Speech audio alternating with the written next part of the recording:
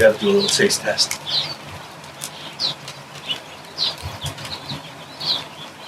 Oh my God. What's up, barbecuers, and welcome back to another Weber Kettle Club video. Today we're going to be talking about Bulgogi, Korean barbecue. You know, as Americans tend to have this like grasp of barbecue like we own it. And I'm here to tell you, here to burst your bubble, barbecue is a worldwide thing, and every country has their own interpretation of barbecue. Barbecue has existed since humans were cooking over a fire. It's literally the way we've come about. So being snobby about your brisket and ribs and holding your KCBS standards to other worldly cultures just makes us look stupid as Americans. So I'm here to explore some worldwide barbecue, and today we're starting off with Bulgogi. Now I want to talk about Bulgogi, and I also want to talk about bottled marinades. I know a lot of people are snobbish and very hardcore about making your own marinades. Cool. I've been there. I was hardcore about my marinades and hardcore about my rubs. Always making my own, always. And then when I was doing some barbecue catering, I hit a point where I just couldn't do it. I started cheating. I started buying Penzeys pre-made rubs, and then I started going the competition route and buying the competition rubs. And wow, did my barbecue ever improve. And I was held back by my own snobbery that homemade is always better. And I definitely encourage you to do homemade, but don't rule out the bottled sauces that other people and other companies are coming up with. For our Bulgogi, there's my Korean for the day. For our Bulgogi, I'm using thin cut ribeye meat, which I buy at H-Mart. Perfect for buying Korean barbecue. They also sell this stuff pre-marinated. This one is frozen. It's in a big frozen block. Normally, I'd want to put it in a bag to marinate it. And today, I don't have a bag because I need to go to the grocery store and buy some bags. But why don't you look down for a second instead of looking at me? I got my hands in the meat here. This is inappropriate. So I'm buying the Korean brands, as if Korean is a real brand. I'm looking for brands that have actual Korean writing on them. And I've been exploring the different brands at H-Mart, and I haven't found one that's bad. I have found some that are more spicy than others. So Korean food can tend to be pretty spicy. So be mindful of that when you're buying from H-Mart. And I do highly encourage you to go to H-Mart. Leave a comment if you have an H-Mart near you, and tell me if you've been there or not, and if you're planning on going there. So this meat was frozen previously, pulled out of the freezer this morning. I don't want it to break up too much. I don't want it falling apart in the bowl. So I'm just gonna leave it kind of as is and let it do its thawing here in the marinade. I'm gonna cover this and put it back in the fridge right now. To start our charcoal today, we're using the world's shittiest Dorito flavor, along with what some say is the world's shittiest fast food fry. Just a few. Just want something to have some oil and burn in there. And then some Doritos as well.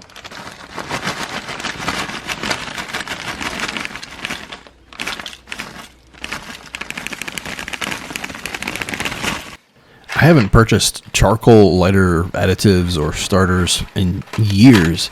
I've been making my own or just using paper towels and oil. But I've been meaning to get some. Been meaning to buy some and compare. Don't mind my silly little dance here. But leave a comment down below and let me know how you start your charcoal. I wanna buy those methods and compare.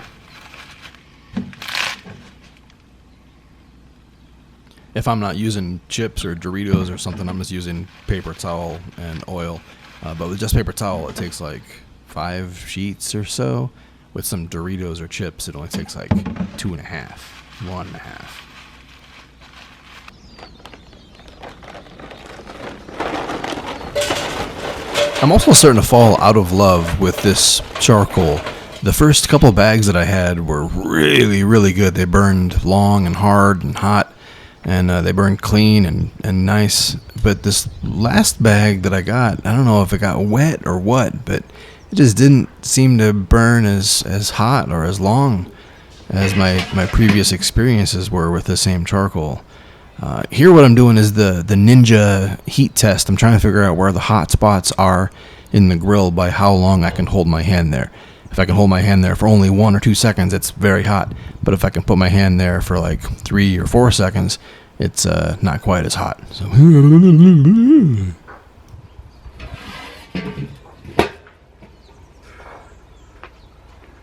right, so we got our thin cut Bulgogi ribeye steaks out of the fridge in the marinade. We got a hot zone here. I don't know why I'm standing so close to where the heat is. You don't need a special grilling apparatus to cook Korean barbecue on your Weber kettle. You can use the standard grill Bulgogi like this. These thin cuts are really good on a flat top if you got a griddle. I don't have a griddle attachment. Actually, I do have a griddle attachment, but I'm not using it. I'm using the standard 26-inch grill. Now, these thin cut steaks are not going to be remaining as steaks once we grill them. So, if they come out of the marinade in steak format, cool. But try not to fret over it. They're going to come out as big wads of meat. Ideally, with as much meat as I have here, I would have a larger heat zone to be grilling on. These steaks are stacked right now. There's multiple steaks. I'm not separating them. I'm not separating the layers. I'm trying to pull like 2 or 3 steaks at a time.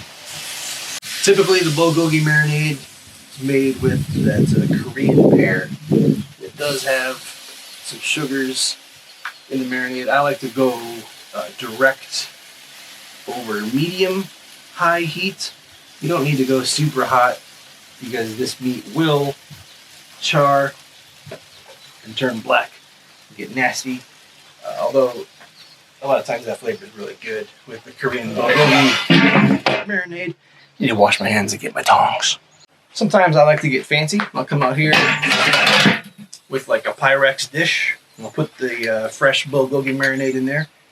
After charring these up a little bit, I'll put them back in the sauce, flop them around a little bit, and go back and forth just to get them real saucy and glazy. I didn't do that today because I forgot to save some of the marinade. Let me check on some of these over here. Yeah, these need more char yet. I want these to char up a little bit before I flip them. I can see that they're cooking through a little bit on the outside, but I want them to char a little bit on the edges and on the underside before I flip them. A lot of these are 3 or 4 steaks thick, so I'm gonna cook them in that stack before separating them. This is the way to get all the nice chewy, crunchy, crispy textures of that beef without getting them all overcooked. It's how you do it. Yeah, see, a lot of times I like to watch for smoke before I even go in there, like looking at the vent. Right now it's a little bit of wispy white smoke. Once that smoke starts rolling, that's when you know that you got some meat starting to char. You got some fats and juices dripping down into those coals. That's where all that magical flavor comes from. That's why we use charcoal. That's why we use charcoal grills. Those gas grills, they just don't do it. They just don't do it. You know?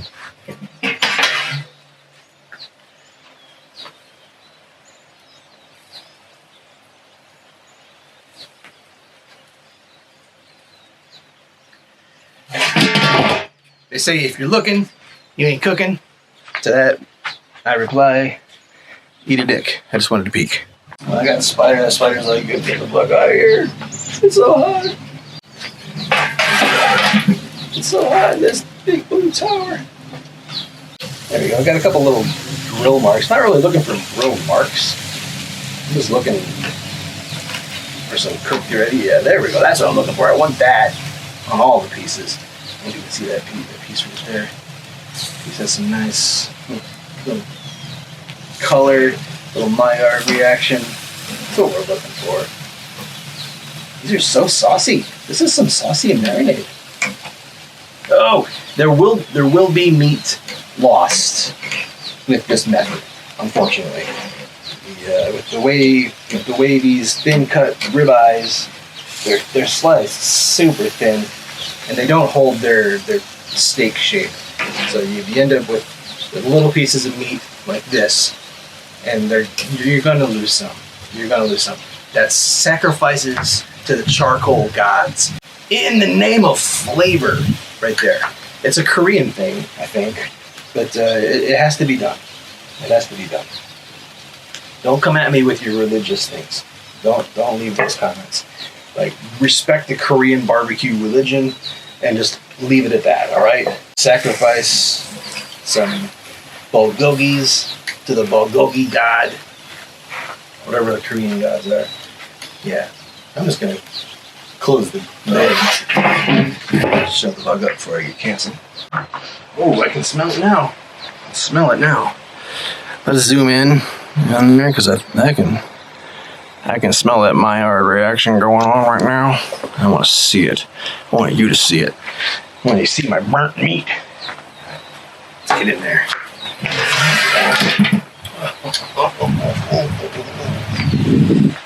Let's see what we got going. I got some nice char, nice color there.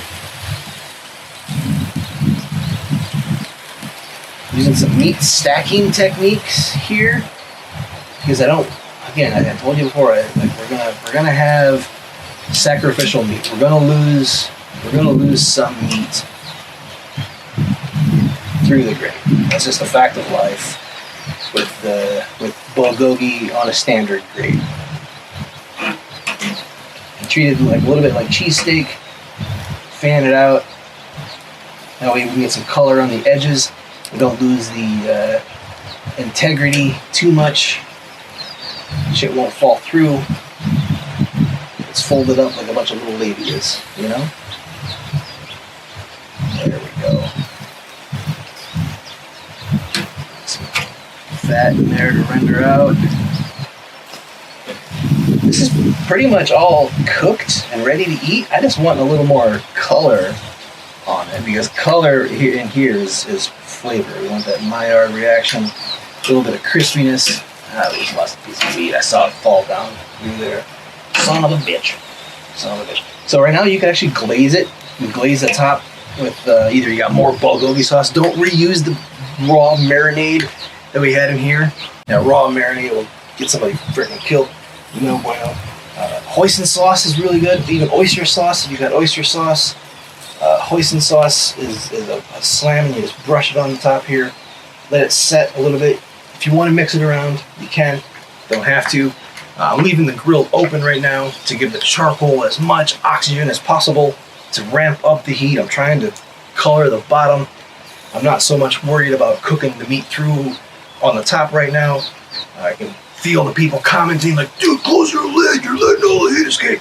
No, that does not apply here. Letting the charcoal breathe, letting the combustion rate increase, letting the charcoal get more and more ember going. The heat is increasing at the grate level, which is going to give me more color on the bottom of these steaks.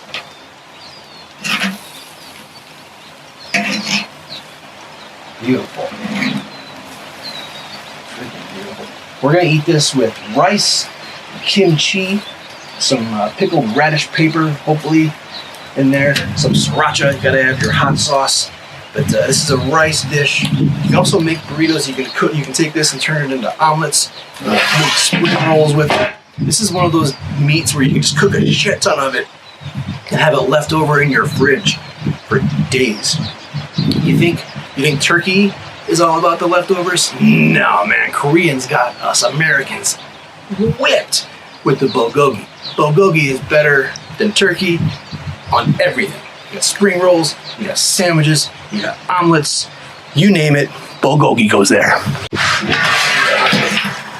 All right. Now, leave a comment down below with what you think of kimchi, and if you've ever had bulgogi, tell me what your favorite side fixings are to eat with bulgogi. Definitely let me know about kimchi, because I have some video plans involving kimchi on the grill, and I want to want to do a little litmus test. I want to see if you guys are even prepared for it. You guys gonna flip your shit if I, oh, damn it. I almost had that one. Lost it. Damn. You guys gonna flip your shit if I do some kimchi? Alright, well here's our bulgogi. Can we get a motherfucking moment of focus? No, we can't. No, we can't. There's no light. There's no light. There's our bulgogi. Gotta do a little taste test.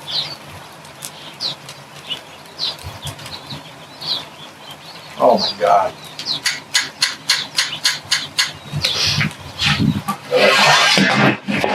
That's it.